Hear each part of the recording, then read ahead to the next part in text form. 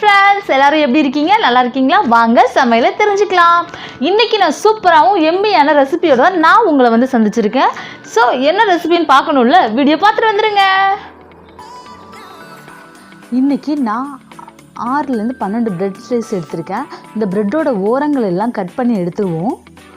So cut பண்ணி சின்ன சின்ன துண்டுகளாக கட் பண்ணிக்கோங்க. அப்போ தான் மிக்ஸி ஜாரில் போட்டு அடிக்கிறதுக்கு கரெக்டாக இருக்கும்.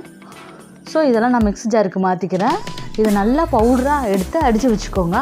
அதில் ஒரு 1/2 கப் மட்டும் எடுத்து நல்லா ஒரு பாத்திரத்தில் போட்டு வதக்கி எடுத்துக்கோங்க, வறுத்து எடுத்துக்கோங்க மிதமான சூட்டில். ஸோ இதுக்கு பேர் தான் friends bread grams. Bread grams நம்ம வீட்டிலே செஞ்சிடலாம். ப்ரெட்டை வாங்கி கட் பண்ணி மிக்ஸி ஜாரில் அடிச்சுட்டு அதை போட்டு வதக்கும். இன்றைக்கி நான் 1/2 கிலோ சிக்கன் எடுத்து வச்சுருக்கேன். வெறும் சிக்கன் பீசஸ் மட்டும்தான், எலும்பு கிடையாது.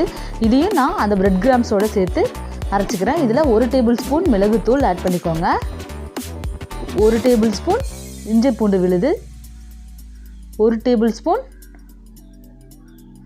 மிளகாய்த்தூள்,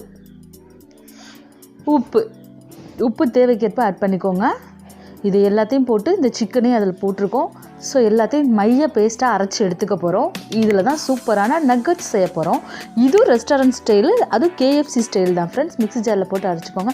இந்த மாதிரி கோலா உருண்டைக்கு அரைச்சிக்கோம்ல, அந்த மாதிரி அரைச்சிக்கணும். ஸோ இதை நம்ம ஒர்க் ஏரியாவுக்கு மாற்றிக்கிட்டு இதை நல்லா பிசைஞ்சு கொடுங்க.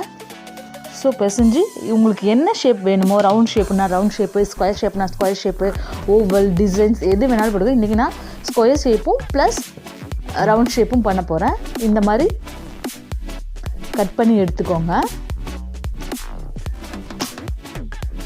ஸோ கட் பண்ணி எடுத்து தனித்தனியாக எடுத்து வச்சுருவோம். இதுக்கான கோட்டிங் கரெக்டாக 2 மணி நேரம் இதை காய விட்டுருவோம்.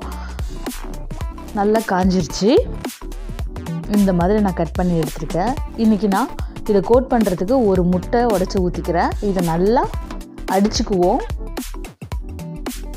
இந்த பிரெட் கிராம்ஸையும் வச்சு நான் நல்லா அடிச்சுட்டேன். நம்ம வறுத்து வச்ச பிரெட் கிராம்ஸையும் எடுத்து வச்சுப்போம்.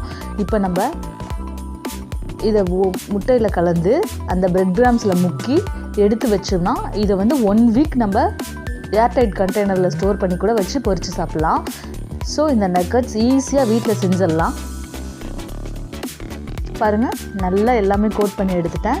இப்போ மிதமான சூட்டில் பொரித்து எடுத்துருவோம். அடுப்பை பற்ற வச்சு அதில் ஒரு கடாய் வச்சு எண்ணெய் முழுகிற அளவுக்கு வைக்கணும். ரொம்ப முழுகி போகிற மாதிரி இல்லாமல் ஆஃபாக முழுகிற அளவுக்கு போட்டு பொரித்து எடுத்துருங்க.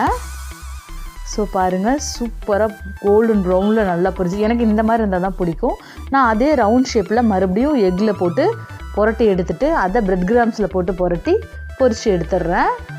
பாருங்கள், சூப்பராக இருந்துச்சு. நீங்களும் செஞ்சு பார்த்துட்டு கமெண்ட் செக்ஷனில் சொல்லுங்கள் ஃப்ரெண்ட்ஸ். ஸோ சாஃப்டாகவும் ஜூஸியாகவும் இருக்குது, ஈஸியாக செய்யலாம். இதையும் நீங்கள் செஞ்சிங்கன்னா நம்ம மெயில் ஐடிக்கு ஃபோட்டோ எடுத்து அனுப்புங்க ஃப்ரெண்ட்ஸ்.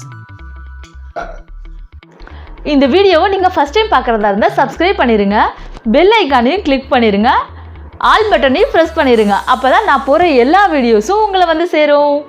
மறந்துடாமல் என்ன பண்ணணும், நம்ம சேனலுக்கு கமெண்ட் பண்ணணும். இந்த வீடியோ எப்படி இருக்குன்றது கமெண்ட் செக்ஷனில் கமெண்ட் பண்ணுங்கள். உங்கள் கமெண்ட்டுக்காக நான் வெயிட் பண்ணிகிட்ருப்பேன்.